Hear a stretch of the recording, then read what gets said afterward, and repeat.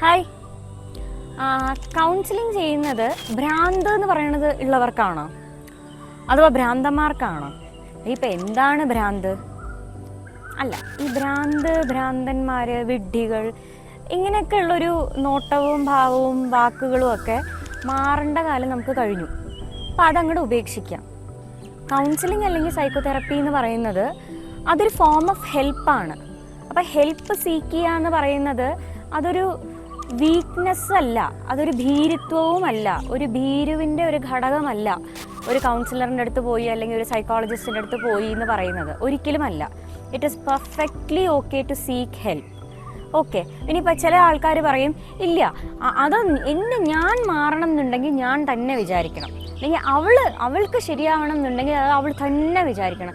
ഇത് കൗൺസിലിംഗ് ഒന്നുമല്ല, രണ്ടടി കിട്ടാത്തതിൻ്റെ കുറവാണ്, ഒരിക്കലുമല്ല.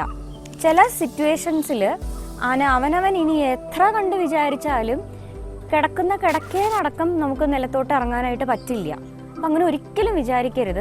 നിങ്ങൾക്ക് ഉള്ളിൽ ബുദ്ധിമുട്ടുണ്ട്, നിങ്ങൾക്ക് സ്വന്തമായി കാര്യങ്ങൾ ചെയ്യാൻ പറ്റുന്നില്ല എങ്കിൽ ഡെഫിനറ്റ്ലി നമ്മൾ പുറമെ പോയി ഹെൽപ്പ് സീക്ക് ചെയ്യണം. It is perfectly okay to seek help. Clinical psychologist Parvathi.